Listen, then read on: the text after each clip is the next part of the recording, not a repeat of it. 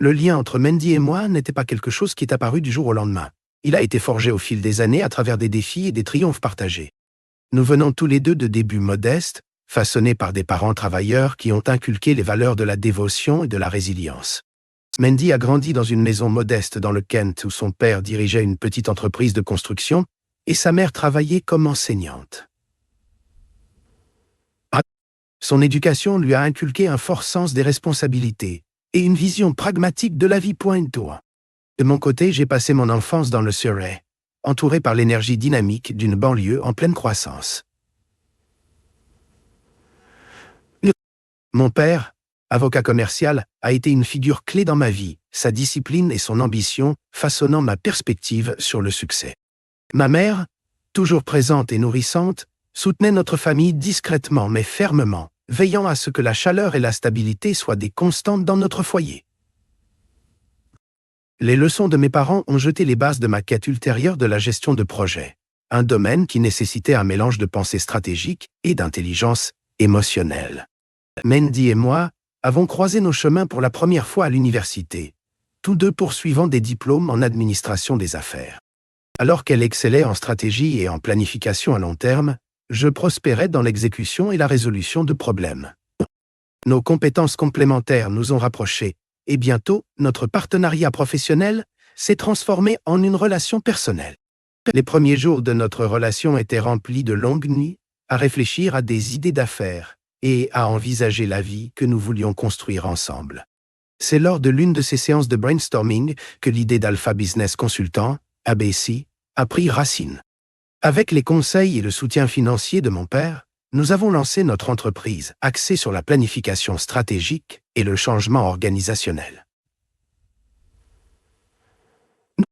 Ces premières années ont été tout sauf faciles. Équilibrer les demandes des clients, gérer notre équipe croissante et naviguer dans les complexités d'une entreprise naissante a mis notre partenariat à l'épreuve. Pourtant, à travers tout cela, Mandy et moi avons compté l'un sur l'autre, forgeant un lien que nous croyons inébranlable. Chaque année, ma femme Mandy parcourt environ 8000 miles sur la route, principalement pour de brefs déplacements afin de rencontrer ses clients. Notre maison, nichée juste à côté de la lignée autoroute N25 du Surrey, offre un refuge paisible malgré sa proximité avec le chaos de la circulation londonienne.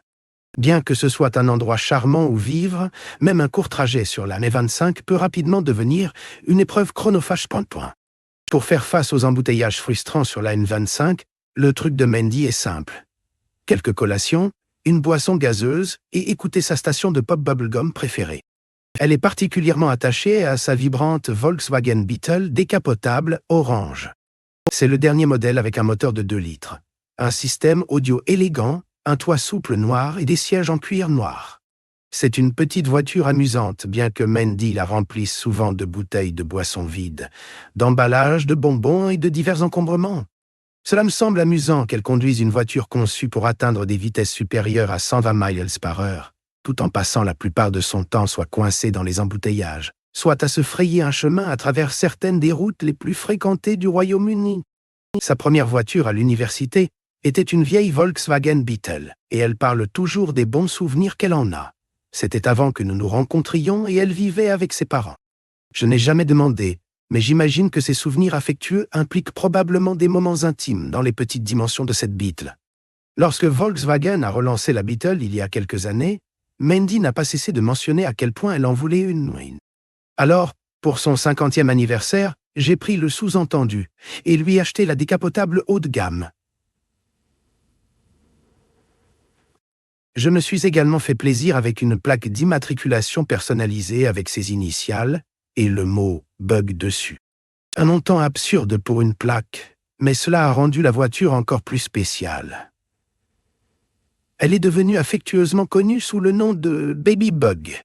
Même si elle adore la voiture, Mandy ne surveillait pas toujours la pression des pneus ou les niveaux de liquide dans la Baby Bug. Donc, je m'assurais de vérifier cela régulièrement. Certaines personnes sont à l'aise avec une voiture en désordre, mais je ne peux pas le supporter. Alors je nettoyais les tasses vides, les emballages alimentaires et d'autres déchets. Je ne lui en ai jamais parlé, et elle ne l'a probablement même pas remarqué. Elle ne m'a jamais remercié, mais c'était bien, car je trouvais toujours assez de monnaie dans la voiture pour prendre quelques bières au pub plus tard. Ce n'est pas surprenant que Mandy ne garde pas toujours une trace des choses comme la monnaie, étant donné que nous avons tous les deux des revenus décents et un mode de vie confortable. Mandy est consultante en affaires. Elle aide les entreprises à élaborer des stratégies de croissance. Je suis chef de projet indépendant spécialisé dans la gestion du changement. La plupart des gens m'appellent Terry, même si mon vrai nom est Dave, pas Terence, mais Mandy et tout le monde m'appelle Terry. C'est un diminutif de Terminator, un surnom que j'ai gagné parce que mon travail implique souvent de licencier des gens lors de changements organisationnels. Mandy et moi nous sommes rencontrés à l'université en étudiant l'administration des affaires. Nous avons si bien accroché que, avant de nous marier, nous avons créé notre propre entreprise, Alpha Business Consultant Limited Pants. Nous étions jeunes et un peu naïfs, mais nous avons reçu des conseils précieux et une aide financière de mon père, un avocat commercial bien respecté. Malheureusement, mon père est décédé il y a quelques années, peu de temps après le lancement de l'entreprise. Il avait accepté de devenir directeur de la société, ce qui nous a aidés à gagner en crédibilité lors des négociations avec des clients potentiels. En échange, nous lui avons donné des actions dans l'entreprise et il était toujours prêt à partager son expertise juridique avec nous. Dans les premiers temps, Mandy et moi avons travaillé dur pour développer l'entreprise, en aidant les entreprises avec la planification stratégique, mais après un certain temps, nous avons réalisé que nos compétences étaient un peu différentes. Mandy excelle à aider les entreprises à planifier l'avenir, tandis que ma force réside dans la résolution de problèmes lorsque les choses déraillent. Son expertise concerne ce qui devrait se passer, tandis que la mienne concerne ce qui se passe quand ça ne se passe pas. Mandy et mon père pensaient tous deux qu'Alpha Business Consultant devrait se concentrer davantage sur la stratégie plutôt que sur l'exécution. Nous avons donc convenu que je me lancerais et travaillerais indépendamment en tant que consultant spécialisé dans les projets de changement organisationnel. Mandy a continué à diriger ABC en travaillant seule. Nos jumelles, Linda et Lucy, ont toutes deux quitté la maison il y a quelques années pour aller à l'université. Quand elles étaient plus jeunes, j'ai transformé une pièce au rez-de-chaussée de notre maison en bureau pour l'entreprise, avec une enseigne sur la porte. C'était un espace calme, pour que l'un ou l'autre de nous puisse travailler sans interruption. Au fil du temps, cela est devenu le bureau de Mandy, car je passais la plupart de mon temps à travailler directement avec des clients tandis qu'elle travaillait généralement de chez elle. Mandy avait environ 50 clients réguliers, et elle facturait des honoraires selon les besoins lorsqu'il faisait appel à ses services de conseil.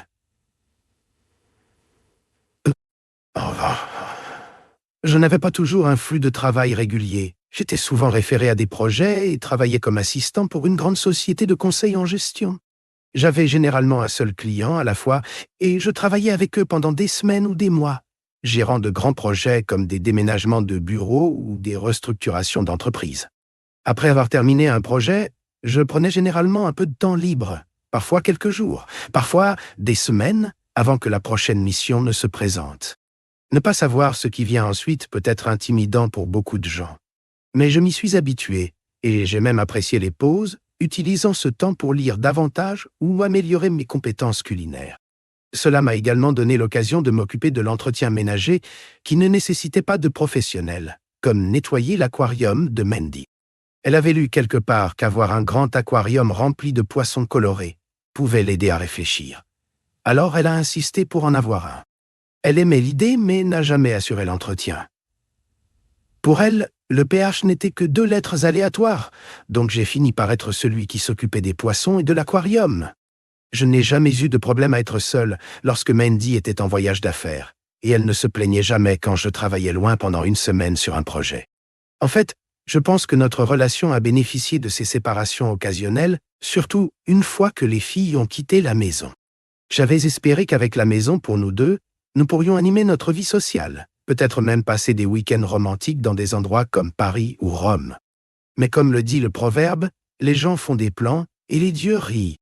Les choses ont pris un tournant lorsque Mandy est rentrée un jour avec Petit Doug, un Shih Tzu également connu sous le nom de chien lion chinois. Chaque fois que je le vois, je pense à la vieille blague sur un zoo avec un seul animal, un chien, et c'est un Shih Tzu. Au début, j'étais un peu agacé que Mandy ait amené un chien dans la maison sans me consulter. Petit Doug était assez mignon, mais j'ai tout de suite su que je finirais par être celui qui le promènerait et s'occuperait de lui chaque fois que Mandy était occupée, ou même quand elle ne l'était pas.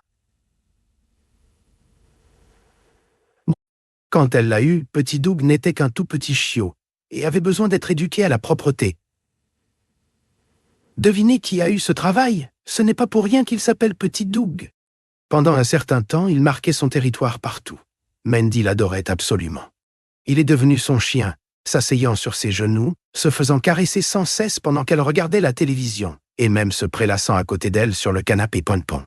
Il se mettait sur la chaise à côté d'elle à la table du dîner, et chaque matin, il était blotti dans notre lit. J'ai fait de mon mieux pour convaincre Mandy que Petit Doug ne devait pas être autorisé à se déplacer librement dans la maison. Mais elle ne semblait pas m'entendre. Pour maintenir une certaine intimité, je devais verrouiller la porte de la chambre si je voulais un peu de paix et de tranquillité. Mais même dans ce cas, je devais me rappeler de la déverrouiller après. Sinon, Petit Doug commencerait à aboyer derrière la porte et Mandy se joindrait à lui de l'intérieur en hurlant pour que je m'arrête. Un dimanche après-midi, je faisais le ménage quand j'ai remarqué un reçu sur le sol à côté d'un sac en plastique point-point. C'était de l'hôtel Ansley House, un grand hôtel de campagne situé à environ 32 km. L'hôtel avait un restaurant bien connu, mais son activité principale provenait de son spa et de son centre de conférence, accueillant des séminaires, des mariages et des événements d'entreprise.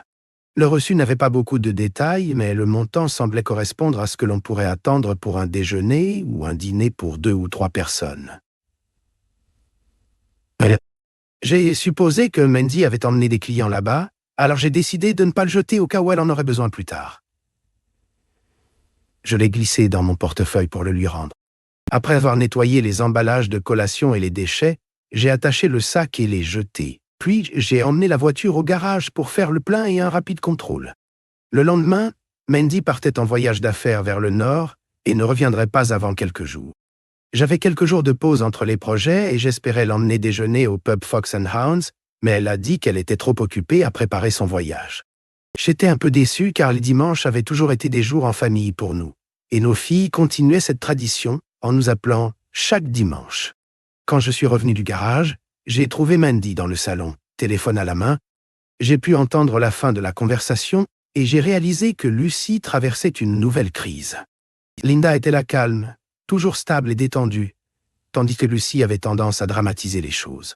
Quand elles avaient des problèmes de couple, j'essayais de rester calme, offrant du soutien sans trop m'impliquer. Elles savaient toutes les deux qu'elles pouvaient venir nous demander conseil, mais pour les choses émotionnelles comme pleurer, c'était généralement Mandy à qui elles s'adressaient en premier.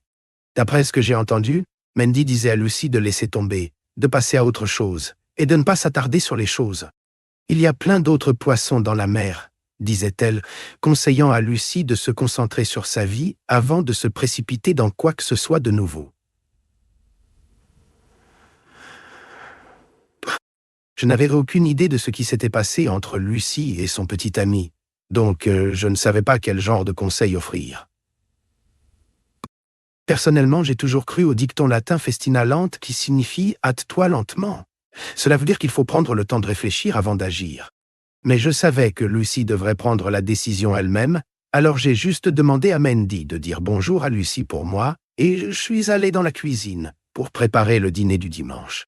Nous avions généralement du rôti de bœuf avec des puddings Yorkshire et des frites le dimanche, et je trouvais cela relaxant de tout préparer, surtout avec une bonne bouteille de claret pour accompagner le repas. Au dîner, Mandy n'était pas d'humeur à discuter, mais elle a partagé ce qui se passait avec Lucy et Linda. Linda allait bien dans sa relation et excellait dans ses études. Tandis que la situation de Lucy était plus compliquée, son petit ami l'avait quittée après l'avoir surprise en train d'embrasser quelqu'un d'autre. J'ai commenté que peut-être que le petit ami reviendrait avec le temps, mais je n'étais pas optimiste quant à une réconciliation si Lucy commençait à chercher d'autres options. Mandy, en revanche, pensait que Lucy devrait simplement oublier toute cette relation et chercher du plaisir ailleurs. Après le dîner, j'ai emmené le petit Doug pour sa promenade du soir. Une fois que j'ai vérifié que le petit sac noir avec ses excréments était bien fermé, je l'ai jeté à la poubelle dehors. Plus tard, je me suis installé devant la télévision pendant que Mandy se retirait dans son bureau pour travailler sur une présentation pour un client. J'ai chargé le lave-vaisselle et finalement je suis allé me coucher, mais j'ai eu du mal à m'endormir. J'étais conscient que Mandy était restée éveillée plus tard que moi, mais quand je me suis réveillé le matin, je n'ai pas été accueilli par ma femme, mais par la mauvaise haleine nauséabonde de Petit Doug dans mon visage. Rien ne vous réveille comme l'odeur de la mauvaise haleine d'un zoo timide le matin. J'ai rapidement enfilé des vêtements, emmené le petit Doug pour sa pause pipi matinale, puis j'ai rejoint Mandy dans la cuisine. Les matins n'ont jamais été notre point fort, et Mandy avait besoin d'au moins quelques espressos avant de pouvoir vraiment fonctionner. Nous avons échangé quelques banalités sur la météo, en attendant que le chaos habituel de l'heure de pointe sur le M25 se calme. Après un bref baiser sur la joue, elle a caressé le petit Doug et est montée dans la coccinelle pour partir pour la journée. Ce n'est qu'après son départ que je me suis souvenu du reçu dans mon portefeuille et j'ai décidé de le laisser sur son bureau quand j'en aurai l'occasion.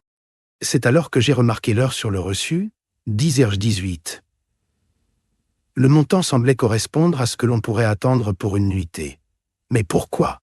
Pourquoi avait-elle besoin d'un hôtel alors qu'elle venait juste de partir pour un voyage d'affaires vers le nord?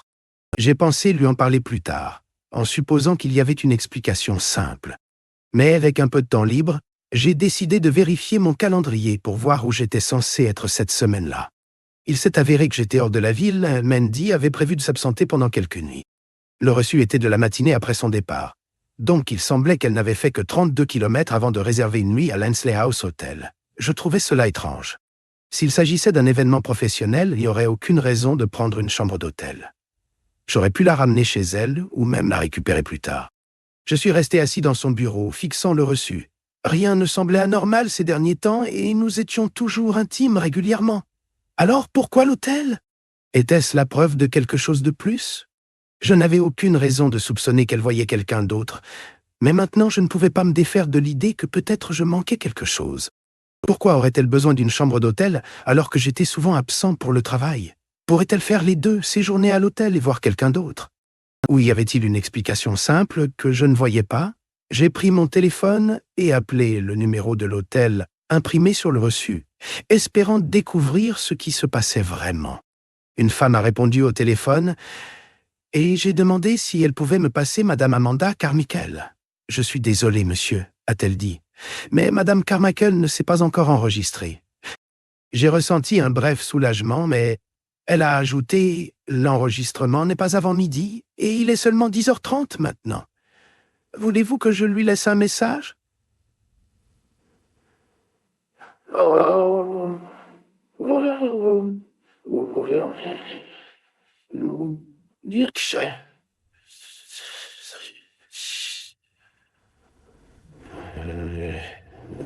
J'ai pensé à laisser un message du genre « Ton mari a appelé pour prendre de tes nouvelles. » Mais je me suis rendu compte que cela ne m'aiderait probablement pas à me rapprocher de la vérité, alors j'ai poliment décliné et je me suis préparé une autre tasse de café.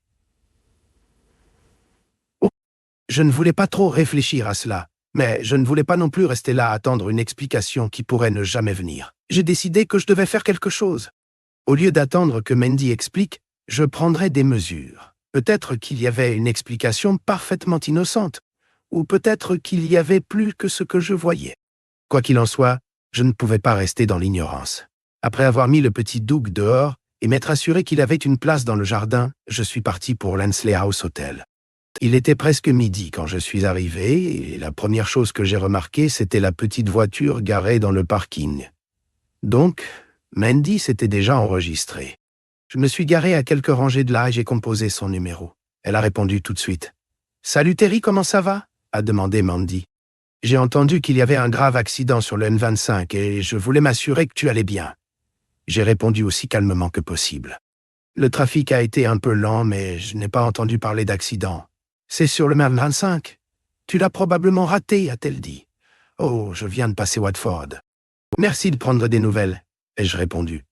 « D'accord. Appelle-moi quand tu arrives, » a dit Mandy avant de raccrocher. J'ai raccroché en me sentant inquiet. Essayait-elle juste de dissimuler ses traces, ou était-ce juste un malentendu innocent? J'ai décidé de traverser l'hôtel et de voir si je pouvais la repérer. Si je ne la trouvais pas dans les espaces publics, j'appellerais directement sa chambre et demanderais à la rencontrer là-bas point. En traversant le hall, j'ai remarqué un tableau d'affichage listant les événements de la journée. Le lundi était une journée calme pour l'hôtel, sauf pour un événement privé prévu au spa et au centre de fitness à 19h. J'étais curieux. Quel genre de fête privée se déroule dans un spa? Était-ce une sorte d'événement exclusif avec option de nudité? Peut-être que Mandy s'était impliquée dans quelque chose comme ça. Je me suis approché de la réceptionniste pour lui poser des questions sur l'événement. Mais elle semblait prise au dépourvu par ma question, et m'a poliment dit qu'elle ne pouvait pas fournir de détails. En d'autres termes, ce n'était pas mes affaires. J'ai pensé que je pourrais obtenir plus d'informations ailleurs. Alors je me suis dirigé vers le bar du hall et j'ai commandé un café. Lorsque j'ai demandé au serveur de manière décontractée des informations sur la fête privée au spa, il s'est penché en avant et m'a lancé un regard complice. « Oui, on pourrait dire que c'est un groupe de nudistes, a-t-il dit. Mais ce n'est pas tout. C'est en fait un événement régulier assez bien connu ici. Il est organisé par le club local de couples qui pratiquent les relations ouvertes. J'ai failli m'étouffer avec mon café, vraiment. Ai-je réussi à dire, bien que mon estomac ait déjà commencé à se retourner? Et quel est le principe? Il a haussé les épaules. Si tu veux en savoir plus, cherche simplement Bottoms Up Club en ligne. Ce n'est pas un secret par ici. Je l'ai regardé pendant un moment, essayant de comprendre ce qu'il venait de me dire. Ce n'était pas la direction que je m'attendais à prendre, mais il devenait clair qu'il y avait beaucoup de choses que je ne savais pas. Alors que je restais là, essayant de digérer cette nouvelle information, je ne pouvais m'empêcher de me demander si Mandy était vraiment impliquée dans quelque chose comme ça, ou si je tirais des conclusions hâtives. J'ai pris une gorgée rapide de mon café, sorti mon téléphone et me suis connecté au Wi-Fi de l'hôtel. Trouver le Bottoms Up Club était simple. Leur site web révélait que l'adhésion coûtait 20 livres par an et que pour assister à leurs événements, il fallait s'inscrire et accepter les conditions du club. L'événement Mellow Monday Mix and Pick, au prix de 49 livres pour les hommes seuls, se tenait au spa d'un hôtel voisin à partir de 19h. Le site détaillait également le code vestimentaire qui incluait des masques optionnels. À ce stade, j'étais presque certain que Mandy était à l'hôtel pour cet événement. Elle semblait être le genre de personne à apprécier ce type d'ambiance. Alors j'ai décidé de découvrir exactement ce qui se passait. Autant que je ne voulais pas voir ma femme avec des inconnus, j'avais besoin de preuves indéniables de ses actions, que ce soit pour un divorce ou simplement pour ma propre tranquillité d'esprit. Je savais que rester assis dans le hall en attendant qu'elle se révèle n'était pas le meilleur plan. Alors j'ai fini mon café et je suis sorti. J'ai composé le numéro du club et j'ai parlé à une autre femme agréable qui m'a expliqué les détails de l'événement. Elle a confirmé que j'aurais besoin d'une pièce d'identité pour entrer, m'a rassuré que mes informations personnelles seraient gardées privées et a mentionné que je pouvais acheter des préservatifs et des masques sur place. Le nom du club n'apparaîtrait sur aucun relevé de transaction, seulement EGB Service. Quand je suis rentré chez moi, j'ai vérifié Little Dog avant de me changer en quelque chose de plus approprié pour la soirée. Je n'étais toujours pas complètement sûr de ce avec quoi je devais faire face, alors j'ai pris un moment pour consulter nos finances en ligne. En effet, des paiements à EGB Service avaient été effectués au cours de l'année écoulée. Ils semblaient correspondre aux adhésions de Mandy et aux événements auxquels elle avait assisté. J'ai imprimé les relevés bancaires pour référence ultérieure. Plus tard dans la soirée, je suis retourné à l'hôtel, arrivant vers 20h, et je me suis dirigé vers le spa. À la réception, une femme d'âge moyen attirante en robe à fleurs m'a accueilli. C'était la même personne avec qui j'avais parlé plus tôt. Après avoir vérifié ma pièce d'identité, elle m'a vendu un masque et quelques préservatifs. Bien que je n'avais pas l'intention de les utiliser, je devais jouer le jeu. Elle semblait remarquer mon nervosité et a essayé de me mettre à l'aise. « Dirigez-vous vers la salle de sport », a-t-elle dit. « Vous êtes un peu en retard, donc vous devrez peut-être attendre, mais tout le monde est vraiment sympathique. Si vous avez besoin de quoi que ce soit, demandez juste. Vous vous intégrerez parfaitement. » J'ai mis le masque et j'ai franchi la porte vers la zone de la salle de sport qui... La pièce était faiblement éclairée avec le chauffage monté pour créer une atmosphère plus intime. Du jazz doux jouait en arrière-plan, le volume suffisamment bas pour que les conversations se déroulent sans être perturbantes. L'espace était rempli d'environ 70 ou 80 personnes, certaines entièrement habillées, d'autres à moitié habillées ou complètement nues.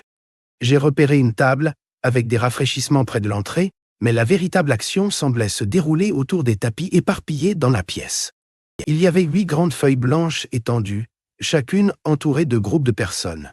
Des couples, des célibataires et des groupes, certains masqués, d'autres non. Je me sentais hors de place dans ma tenue complète, mais je devais rester ainsi si je voulais obtenir les preuves dont j'avais besoin.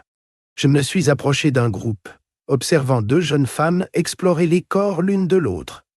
La foule autour d'elles murmurait son approbation. Dans le groupe suivant, 2 couples plus âgés, leur chair tremblotant alors qu'ils se touchaient, donnait l'impression d'un match bizarre et maladroit. Puis je l'ai vue, Mandy. Elle était dans le coin le plus éloigné sur un tapis, dénudée et enlacée avec 2 jeunes hommes. Son visage était inconfondable même sans masque. Je pouvais apercevoir le petit tatouage de tortue sur sa cheville gauche de l'autre côté de la pièce. Elle était au cœur de l'action et le groupe autour d'elle semblait l'encourager. Je n'allais pas l'affronter, je ne voulais pas me trahir, alors je suis resté silencieux et concentré sur l'enregistrement de tout. J'avais signé un accord de confidentialité pour entrer, mais cela ne m'empêcherait pas d'obtenir la preuve dont j'avais besoin. Le visage de Mandy était suffisamment visible pour que je puisse flouter les autres plus tard dans la vidéo. Un homme, en chemise noire à côté de moi, murmura sous son souffle. « C'est comme regarder une porte se faire défoncer pendant une tempête », commenta-t-il en désignant Mandy. « Regarde comme elle bouge. » Une femme à proximité, qui semblait en savoir un peu trop, ajouta « Elle est géniale avec plusieurs gars à la fois. Nous avons été avec elle quelquefois. » Mon estomac repoussa ce sentiment. Mon attention resta aiguisée, capturant ce qui se passait sur mon téléphone sans attirer l'attention. Je savais que j'avais la preuve, à la fois en vidéo et à travers les commentaires désinvoltes entourant Mandy. J'avais vu assez. Je ne pouvais pas rester plus longtemps et je n'étais pas sur le point de regarder cela se dérouler davantage. La femme à la réception a été surprise de me voir partir si tôt, mais j'ai inventé une excuse rapide. J'avais oublié quelque chose, ai-je dit, et j'ai promis que je reviendrais. En sortant, mon esprit était en ébullition. Ce que je venais de voir était suffisant pour tout briser. Mandy, la femme en qui j'avais confiance, était impliquée dans quelque chose de complètement étranger pour moi. La partie de moi qui s'accrochait encore à un peu d'espoir essayait de rationaliser la situation, mais je savais ce que j'avais vu. Je savais ce qu'elle faisait. Notre lien autrefois spécial semblait complètement sans valeur maintenant. Point. J'étais encore sous le choc, mais alors que je m'éloignais de l'hôtel, mon corps et mon esprit commençaient à assimiler ce que je venais de vivre. Une vague de nausée m'a frappé. Mon estomac se sentait vide, et de la bile remontait dans ma gorge comme si je souffrais d'une intoxication alimentaire. En plus de cela, une tristesse écrasante m'a saisi, si profonde que j'ai dû rester dans la voiture pendant quelques minutes avant de pouvoir même penser à rentrer chez moi. Au fil du temps, j'ai commencé à construire un mur mental autour de ma douleur et de ma colère. Ce n'était pas plus facile juste parce que je comprenais comment gérer de tels changements émotionnels. Je n'allais pas nier la réalité. Je l'avais vue de mes propres yeux. Elle avait couché avec d'autres personnes. La colère a surgi, mais j'ai accepté que je devais faire face aux changements inévitables qui m'attendaient. La douleur et la colère seraient mes compagnons constants pendant un certain temps, mais je savais que je devais agir. Je n'allais pas perdre de temps à rester bloqué dans la confusion entre cause et effet. Au moment où je suis rentré chez moi, j'avais déjà commencé à planifier mes prochaines étapes. Je ne pouvais pas contrôler ce qui s'était passé, mais je pouvais contrôler ma réaction. J'allais affronter les changements de front et je ne les laisserais pas me submerger. Je voulais prendre les choses en main, pas être traîné par les circonstances. Cette nuit-là, j'ai emmené Little Dog pour une petite promenade avant d'essayer d'engourdir la douleur avec quelques verres. Je n'ai pas bien dormi et je me suis réveillé en me sentant mal le lendemain, mais je devais continuer à avancer. Little Dog et moi étions en route pour Cornwall. J'avais toujours pensé à cela comme à l'orteil de l'Angleterre, le point le plus, au sud-ouest, regardant vers l'immense Atlantique. De nos jours, une grande partie de la Cornouaille s'était transformée en un havre tranquille pour les retraités riches qui avaient acheté les cottages autrefois possédés par des pêcheurs locaux. Les pêcheurs étaient depuis longtemps partis, remplacés par des couples âgés comme Monsieur et Madame Beige qui passaient leur journée à promener leurs chiens et à profiter de la campagne. J'avais envisagé d'emmener Little Dog en Belgique, mais sans puce et sans passeport pour animaux, ce n'était pas une option. Pour une fois, j'étais content qu'il n'ait pas de micropuce. Il ne pouvait pas être localisé, et au final, la Cornouaille était de toute façon beaucoup plus loin que Bruxelles. Le trajet jusqu'à Newquay a pris plus de 5 heures avec un bref arrêt pour laisser Little Dog étirer ses pattes. Je l'ai déposé au refuge pour animaux là-bas, en disant à la réceptionniste que je l'avais trouvé errant dans les rues de Newquay. Elle l'a rapidement reconnu comme un Shih Tzu et m'a assuré qu'il trouverait facilement un foyer, surtout avec sa taille mignonne. Je suis parti soulagé qu'il ne semblait pas contrarié ou pleurnichard, juste un peu confus alors que nous disions nos adieux. Ensuite, j'ai décidé de trouver un pub tranquille. L'homme derrière le comptoir d'une station-service m'a recommandé le White Horse. Il m'a fallu un moment pour réaliser qu'il parlait de l'hôtel White Horse à proximité. J'ai fini par m'asseoir à une table dans un coin avec un déjeuner de paysans et une pinte de bonne bière. En mangeant, j'ai vérifié mon téléphone et appelé Jim Savage, un associé senior dans une société de conseil en gestion dans le Surrey. Jim et moi nous connaissions depuis des années. Il avait été un rival depuis que Mandy et moi avions lancé notre entreprise à Bessie. Jim était un gars charmant mais un peu un loup déguisé en mouton. Lorsque nous avons commencé à Bessie, il nous avait proposé un emploi confortable pour fermer notre entreprise et venir travailler pour lui, sachant pertinemment qu'il nous laisserait probablement partir quand cela l'arrangerait. Nous avions toujours refusé, mais nous étions restés en contact, nous rencontrant de temps en temps lors d'événements professionnels. Jim semblait toujours être sincèrement intéressé par ce que j'avais à dire, même si je savais que c'était une partie de sa stratégie pour nous neutraliser. Malgré l'urgence de ma situation, Jim a accepté de me rencontrer le lendemain. Quand je suis enfin rentré chez moi à Surrey ce soir-là, j'étais épuisé. Je prévoyais d'appeler Mandy pour lui parler du petit Doug. Mais avant que je puisse composer son numéro, mon téléphone a sonné. « Salut Mandy », ai-je répondu. « J'étais sur le point de t'appeler. »« J'ai de mauvaises nouvelles », ai-je continué. Le petit Doug s'est échappé du jardin et a été percuté par un camion. Il y a eu une longue pause de l'autre côté avant qu'elle ne respire bruyamment. « Quoi, il va bien ?» J'ai gardé ma voix calme. J'ai peur qu'il soit parti.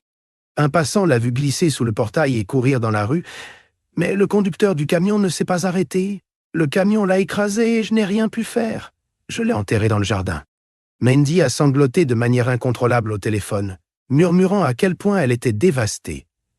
Je ne pouvais m'empêcher de ressentir une sombre satisfaction. Honnêtement, il y avait une partie de moi qui envisageait l'idée de liquider le petit Doug moi-même. Mais cela semblait aller trop loin. Après tout, ce n'était pas un animal sauvage. C'était un chien. Ce qui me donnait vraiment la paix, c'était le fait que le petit Doug n'était pas du tout mort. Il était sain et sauf en Cornouailles, loin des connaissances de Mandy. J'ai exprimé mes condoléances en suggérant que je pourrais acheter une petite pierre tombale pour sa tombe. Cela a poussé Mandy à un nouveau tour de larmes. Et nous avons terminé l'appel. Elle était clairement le cœur brisé et je savais qu'elle pleurerait pendant des heures en faisant le deuil de son cher petit chien. Alors que je me laissais aller, je ressentais un amer soulagement. Au moins, j'avais un certain contrôle sur cette situation. Ma rencontre avec Jim Savage s'est bien déroulée. Après avoir exposé ce dont j'avais besoin, il semblait confiant que sa société accepterait les conditions que j'avais proposées. Il m'a assuré qu'il ferait rédiger un accord par un avocat d'entreprise pour ma révision dès que possible. Sur le chemin du retour, je me suis arrêté dans une agence immobilière locale pour obtenir une estimation de la valeur marchande de notre maison. La somme qu'ils m'ont donnée était assez impressionnante, bien plus que ce à quoi je m'attendais. Mandy et moi avions déjà parlé de nos projets de retraite et nous avions convenu de garder la maison et de la louer. Nous l'avions même discuté avec nos filles et elles étaient d'accord tant que nous ne vendions pas. Mais maintenant, avec tout ce qui s'était passé, je réalisais que je devais changer d'approche. Je n'ai pas pris la peine d'appeler Mandy cette nuit-là, même si je savais qu'elle attendrait probablement des nouvelles sur la façon dont elle gérait la fin de Petit Doug. J'y avais pensé, mais je n'étais pas d'humeur à être compatissant.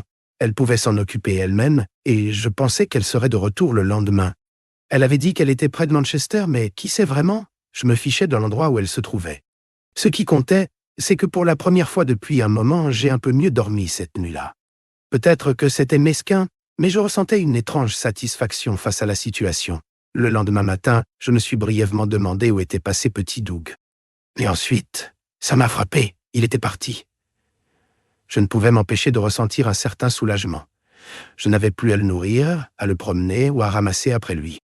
Cependant, ce sentiment de soulagement fugace a rapidement été remplacé par la réalisation que j'avais des problèmes beaucoup plus importants à gérer. En Angleterre, les avocats spécialisés dans les divorces s'appellent des solliciteurs familiaux, et ils ont tendance à se spécialiser dans les divorces et d'autres problèmes liés à la famille. Il y en a plein parmi lesquels choisir, et honnêtement, ils semblaient tous assez similaires. Je n'avais pas besoin d'un local, alors j'ai pris rendez-vous avec un solliciteur familial à Dorking. Le nom m'a amusé et la ville n'était pas loin de chez moi. J'avais le temps de liquider avant la réunion. Alors j'ai passé l'après-midi à parcourir des plaques d'immatriculation personnalisées en ligne, à visiter une bijouterie et à faire quelques courses. J'ai également pris quelques appels de partenaires commerciaux. Au moment où je suis arrivé au cabinet d'avocat, je me sentais un peu stressé. Jamais de ma vie, je n'aurais pensé que je serais assis dans le bureau d'un solliciteur à discuter de divorce. La secrétaire, remarquant ma tension, m'a proposé un café et a essayé de me calmer pendant que j'attendais. L'avocate qui m'a reçu était une autre femme d'âge moyen. Elle a écouté attentivement mon histoire, mais m'a également conseillé de ne pas précipiter les choses. Pendant un instant, je me suis demandé si elle essayait de retarder le processus pour gagner plus d'honoraires, mais j'ai ensuite écarté cette pensée. D'après mon expérience, les avocats ne sont que rarement pressés de conclure leurs affaires. Ils préfèrent que les heures facturables continuent à s'accumuler. Je lui ai mentionné que la demande de divorce pouvait toujours être retirée plus tard si nécessaire, bien que je n'avais pas l'intention de le faire. Nous avons discuté de mes options et, à la fin, nous avons décidé de procéder à la demande de divorce en raison de l'infidélité de Mandy. Quand Mandy est rentrée ce soir-là, j'avais déjà décidé que je ne cuisinerais pas pour elle. J'ai préparé un curry de bœuf épicé, l'un de mes plats préférés, que je savais qu'elle détesterait. Cela a parfaitement fonctionné pour moi. J'ai également profité de l'occasion pour ouvrir quelques-unes de mes bières artisanales écossaises préférées. Au dîner, j'ai mentionné de manière décontractée le nouveau contrat que j'avais obtenu pendant son absence. Je lui ai dit que je travaillerais dans le Yorkshire pendant un certain temps, mais elle ne semblait pas s'en soucier beaucoup. Elle était encore bouleversée à propos de petit Doug, et quand je lui ai dit que je partirais pour le Yorkshire le lendemain matin et que je ne reviendrais pas avant tard samedi soir, elle semblait déçue. Je ne voulais pas paraître complètement sans cœur, alors après le dîner, je l'ai embrassée, et nous nous sommes assis pour regarder la télévision ensemble. Elle a pleuré silencieusement à propos de petit Doug, et je me suis assis à côté d'elle, mon haleine de bière se mêlant aux fumées du curry. Mon temps dans le Yorkshire s'est avéré très productif. L'accord avait déjà été finalisé par téléphone et tous les documents étaient prêts à être signés. Je connaissais plusieurs des directeurs impliqués, et ils étaient ravis que j'accepte la mission initiale de 6 mois avec la possibilité d'un poste permanent. Ils ont également accepté de couvrir le coût de mon déménagement, mon logement temporaire pendant 2 semaines et la moitié des frais de location pour un logement dans le Yorkshire. Tout était organisé pour que je puisse commencer immédiatement. Il était maintenant temps de me distancer encore plus de Mandy. Après avoir enregistré à mon hôtel ce soir-là, j'avais hâte de déguster 1 ou 2 pintes de bière locale. Je ne voulais pas perdre de temps au téléphone avec Mandy, mais elle a quand même appelé. Elle avait découvert que les poissons de notre aquarium étaient morts plus tôt dans l'après-midi, et elle essayait de m'annoncer la nouvelle le plus doucement possible. Elle n'avait aucune idée que c'était moi qui avais cessé de les nourrir. J'avais simplement cessé de m'en soucier. Je suis tellement désolé, surtout après tout ce qui s'est passé avec le petit Doug, dit-elle. J'ai essayé de faire ce que je pouvais, mais je n'ai pas pu les sauver. Je suis sûr qu'il est trop tard maintenant, Mandy, répondis-je. Laisse juste l'aquarium. Je le nettoierai quand je reviendrai demain. Samedi, j'ai fait un bref passage chez moi. Je suis rentré tôt le matin, mais je prévoyais de repartir pour le Yorkshire dimanche. J'avais une longue liste de choses à faire, y compris trier des papiers pendant que Mandy faisait des courses et préparait le dîner. Cela la tenait distraite. Nous avons passé une soirée tranquille devant la télévision avec quelques verres de vin. Aucun de nous n'était d'humeur à la proximité. Nous étions tous les deux épuisés. À ma surprise, j'ai dormi profondément cette nuit-là. Quand je me suis réveillé, le choc qui pesait sur moi semblait s'être atténué. J'avais l'impression que mon esprit s'était ajusté à la nouvelle réalité. Les sentiments d'aliénation et de désespoir commençaient à s'estomper, remplacés par une résolution tranquille de persévérer et de me concentrer sur ce que je pouvais contrôler. Bien que je ressente toujours un profond vide à l'intérieur, je savais que je n'étais pas perdu dans le chagrin. J'avais repris le contrôle en me concentrant sur les tâches immédiates devant moi. Après le déjeuner, j'ai chargé ma voiture, embrassé Mandy au revoir, et je suis parti pour le Yorkshire. Quelques jours plus tard, quand elle a reçu les papiers du divorce, elle n'avait aucune idée que cela allait arriver. Je savais exactement quand cela se produirait, et je m'étais assuré que mon téléphone soit éteint ce jour-là. Ce n'était pas que j'essayais d'être cruel. C'était juste que j'étais occupé. Il y avait pourtant une part de moi qui ressentait une certaine satisfaction à savoir que j'avais quelques heures de paix sans ces appels. Après le travail, je suis retourné dans ma chambre d'hôtel. J'ai rallumé mon téléphone et j'ai vérifié les messages et la messagerie vocale. Le thème principal était clair. Elle était contrariée, confuse et en colère. Sans hésiter, Je l'ai rappelé.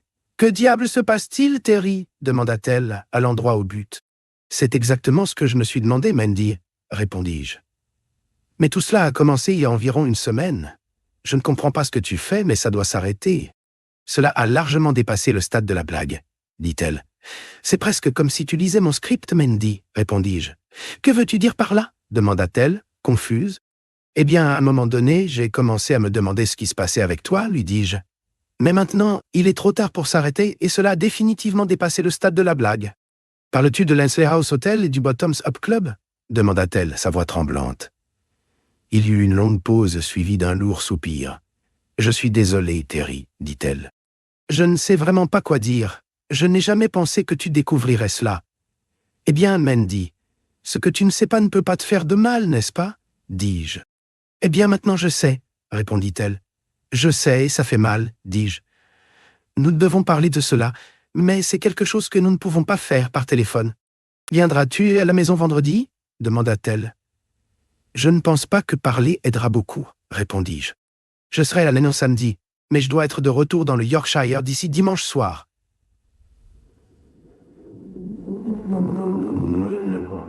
Quand je suis rentré samedi après-midi, Mandy avait l'air nerveuse. Je n'ai pas déballé mes affaires, je n'étais pas sûr de la tournure des événements. J'avais prévu de dormir dans l'une des chambres d'amis, gardant une option de partir si les choses devenaient trop tendues. Dans des situations comme celle-ci, les Britanniques ont tendance à préparer du thé et à espérer que les choses se calmeront.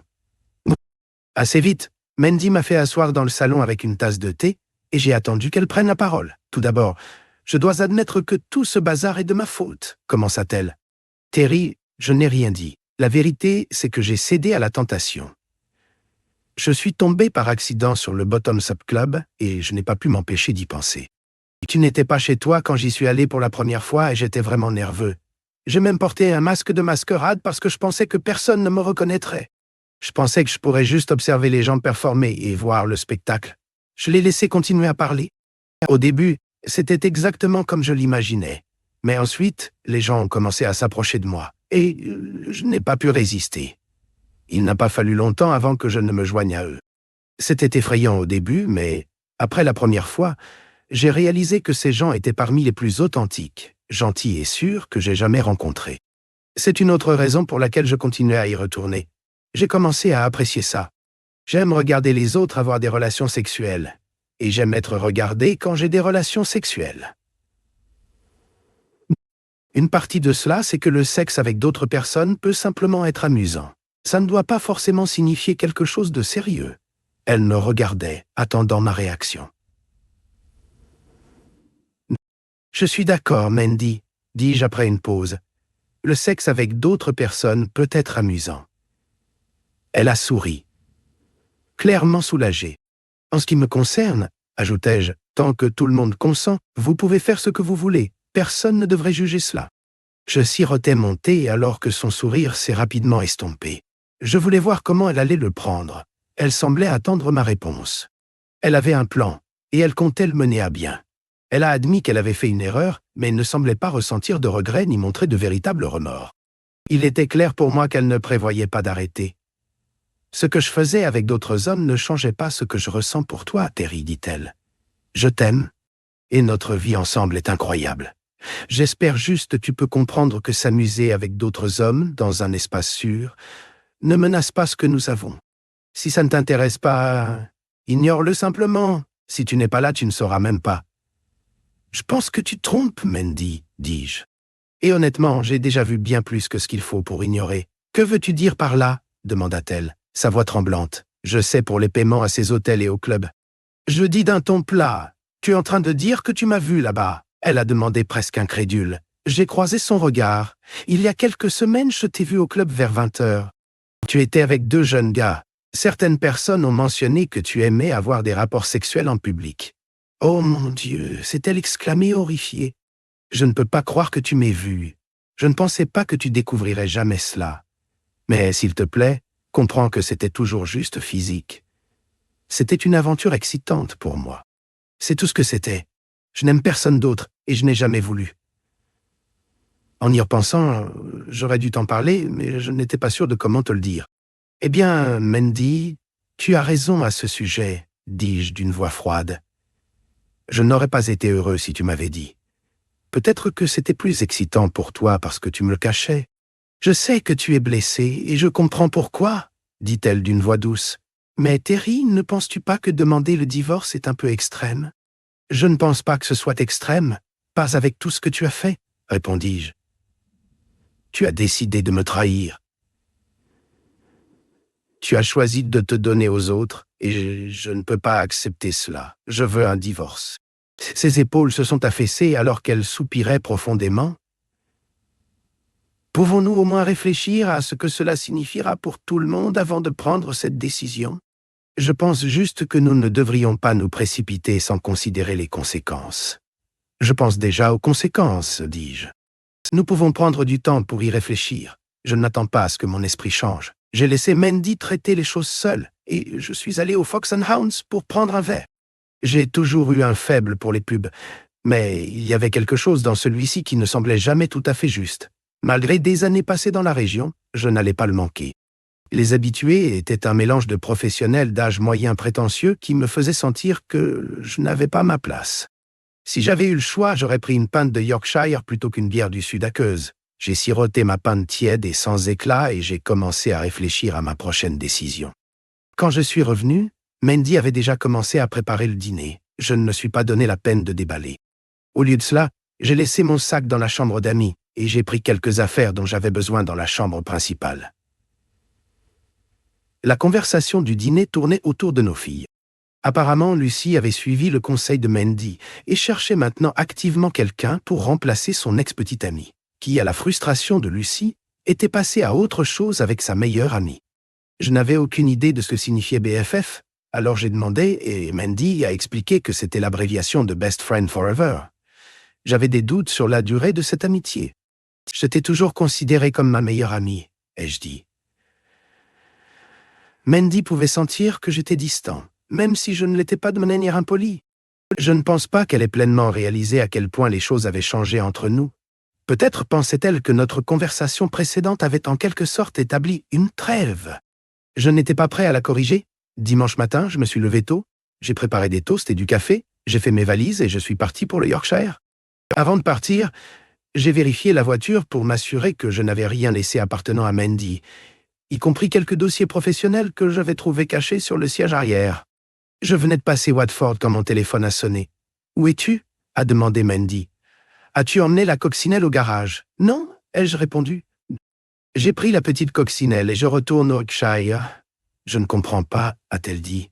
« Pourquoi n'as-tu pas dit au revoir ? Et pourquoi prendre la petite coccinelle ?»« J'en avais simplement envie » ai-je répondu. « Tu dormais encore. » Il y a eu une pause alors qu'elle traitait ce que j'avais dit. « Je ne comprends pas » a-t-elle finalement dit. « Que suis-je censé faire sans la coccinelle ?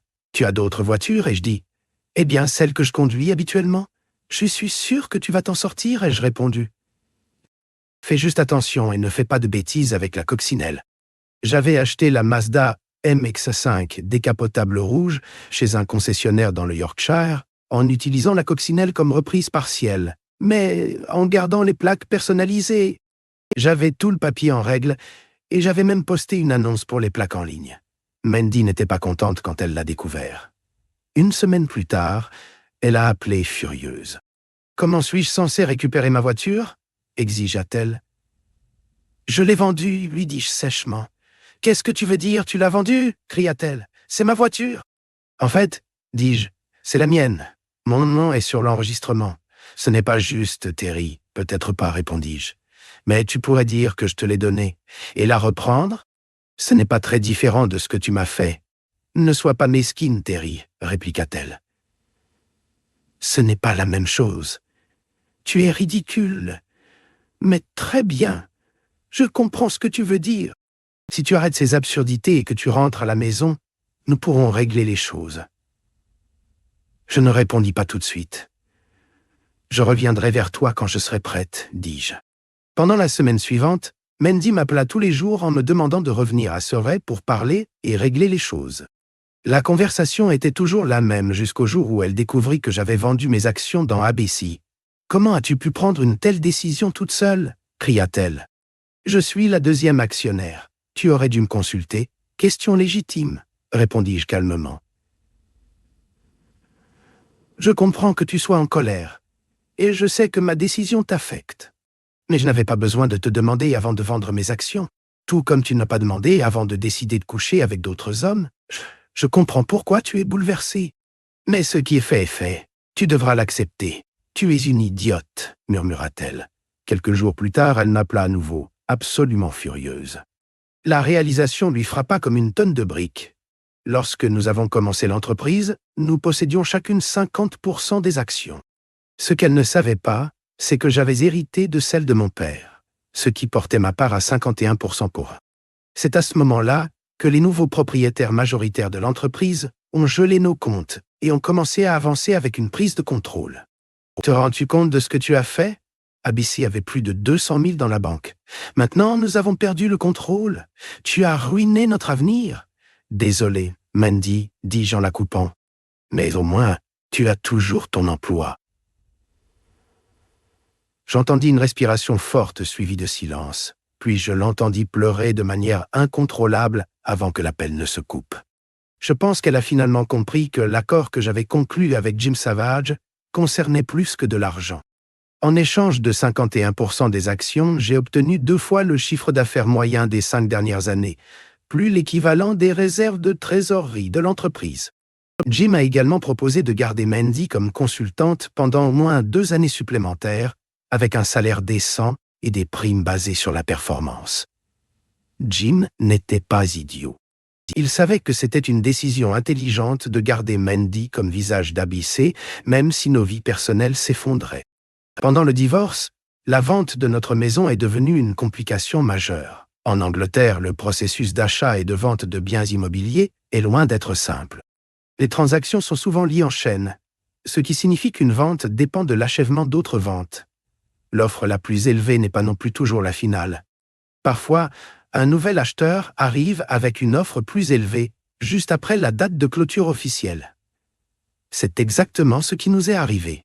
Notre meilleure offre était conditionnelle à d'autres accords et bien qu'elle semblait prometteuse, une meilleure offre inconditionnelle est arrivée le lendemain. Accepter cette offre a été un soulagement pour nous deux et je pense que Mandy était heureuse de voir la vente se concrétiser sans autre retard. À ce stade, Mandy avait pleinement accepté le fait que notre mariage était terminé. La propriété a été transférée à une société appelée Max Payne Associates, bien que je me sois assuré que l'identité du véritable acheteur reste un mystère. Je considérais cela comme un investissement intelligent. La maison était située dans un excellent emplacement et je prévoyais de la louer pour générer un revenu passif. Maintenant, vivant et travaillant dans le Yorkshire en tant que consultant en gestion, je n'avais pas parlé à Mandy depuis un certain temps jusqu'à ce qu'elle appelle, demandant si j'avais vu sa robe de mariée. Notre fille Linda et son fiancé étaient sur le point de se marier et Mandy espérait que Linda porterait la même robe qu'elle avait portée des années auparavant. Elle était convaincue qu'elle avait été emballée avec mes affaires lorsque nous nous sommes séparés. « Désolé, Mandy », ai-je dit. « Je n'ai aucune idée de l'endroit où elle se trouve. » J'essaie toujours d'être honnête. En fait, j'ai pris la robe et je l'ai vendue à une femme dans le Yorkshire qui avait une robe un peu plus chère que celle que j'avais. J'étais très heureux d'avoir la robe et j'étais très heureux d'avoir la robe. J'étais très heureux d'avoir la robe. Et j'étais très heureux d'avoir la robe. Et j'étais très heureux d'avoir la robe. Et j'étais très heureux d'avoir la robe. Et j'étais très heureux d'avoir la robe. Et j'étais très heureux d'avoir la robe. Et j'étais très heureux d'avoir la robe. Et j'étais très heureux d'avoir boutique. Je ne laisserai pas ma femme la garder après tout ça, et je n'allais certainement pas laisser l'une de nos filles la porter. Cette robe est un rappel d'un mariage qui est terminé, et je n'allais pas laisser l'une d'elles marcher dans l'allée avec. Quelques jours plus tard, Lucie m'a appelé, semblant en panique. « Maman devient folle, papa, » a-t-elle dit. Elle a découvert que la bague en diamant que tu lui as donnée est fausse. Elle pensait qu'elle valait une fortune, et maintenant elle est dévastée. « C'est horrible, » ai-je répondu d'un ton neutre. « Je parie qu'elle n'aurait jamais su si elle n'avait pas regardé. Les gens attachent tellement de valeur aux choses, et cela les frappe durement quand ils réalisent que ces choses ne sont pas ce qu'ils pensaient. » Lucie n'avait pas fini. Eh bien, la vraie bague est enfermée dans un coffre-fort à ma banque. Qui sait, cela pourrait être utile si jamais je trouve quelqu'un de spécial. Alors que je m'installais dans ma nouvelle vie dans le Yorkshire, je réfléchissais souvent à combien de choses avaient changé. Les jours à planifier avec Mandy en rêvant d'un avenir partagé semblaient des souvenirs lointains. Ces jours-là étaient pleins d'espoir et d'ambition. Deux jeunes idéalistes prêts à conquérir le monde, mais la vie a une façon de défaire les couches de romantisme pour révéler le désordre compliqué en dessous. À bien des égards, mon temps dans le Yorkshire était thérapeutique. Les ciels ouverts et l'air frais de la campagne semblaient être un bouton de réinitialisation pour mon âme. Mon travail de consultant me tenait occupé, et avec chaque projet, je me sentais un peu plus comme moi-même à nouveau. Il y avait quelque chose de profondément satisfaisant à résoudre des problèmes pour des clients et avoir des résultats tangibles. C'était le genre d'épanouissement que ma vie personnelle avait depuis longtemps cessé de m'apporter. Je pensais encore à Mandy, bien que moins fréquemment et avec moins de douleurs amères. Parfois, je me surprenais à sourire en repensant à un souvenir de nos premières années ensemble, à la façon dont elle aimait me taquiner sur mon amour pour les puddings Yorkshire, ou à la manière dont elle illuminait une pièce avec son rire. Mais ces souvenirs étaient comme des étoiles pâles par une nuit nuageuse, éclipsés par le poids de la trahison et le déclin inévitable de notre mariage. Un vendredi soir, je me suis retrouvé dans un pub local, sirotant une pinte de bière et regardant un match à la télé. Le pub était animé par des bavardages, le bourdonnement des conversations créant une toile de fond réconfortante. Alors que je sirotais ma boisson, j'ai entendu un couple de gars à la table d'à côté débattre de la meilleure façon de faire face aux déceptions de la vie. L'un d'eux, un homme plus âgé au visage marqué par le temps, a résumé cela simplement. Et un gars, il faut laisser aller ce qui te pèse, mon pote. Sinon, ça va te noyer. Yo, ces mots sont restés avec moi. Laisser aller n'avait jamais été mon point fort. J'étais un planificateur, un réparateur, quelqu'un qui prospérait dans le contrôle. Mais la vie avec Mandy m'avait appris que certaines choses étaient au-delà de ma capacité à réparer. Le retour dans mon appartement ce soir-là, j'ai décidé de débarrasser les dernières traces de ma vieille vie. Il y avait une boîte de photographies, de lettres et d'autres souvenirs rangés dans un placard. En les triant, je suis tombé sur une photo de Mandy et moi, datant de nos années universitaires. Nous étions à la plage, souriant comme des idiots, les bras enroulés l'un autour de l'autre. Je n'ai pas pu m'empêcher de rire de notre jeunesse et de notre naïveté. J'ai glissé la photo dans un tiroir, décidant qu'elle méritait une place dans ma vie, non pas comme un rappel de ce qui était perdu, mais comme un témoignage de ce qui avait été. Quant à Mandy, j'ai entendu par le biais de la rumeur qu'elle dirigeait toujours à BC, mais avec une charge de travail considérablement réduite. Pour moi, nos filles restaient en contact avec nous deux et, bien que Lucie lâchât parfois des indices sur les dernières escapades de Mandy, je ne me suis pas immiscé. J'avais ma vie à vivre, et elle avait la sienne. À la fin, j'ai réalisé que la meilleure façon d'avancer était de me concentrer sur la route devant moi, plutôt que sur celle derrière. La vie ne vient pas avec une carte, et parfois le mieux que l'on puisse faire est de mettre un pied devant l'autre, en faisant confiance au fait que le voyage vous mènera quelque part qui en vaut la peine. Dos Proj. Colonel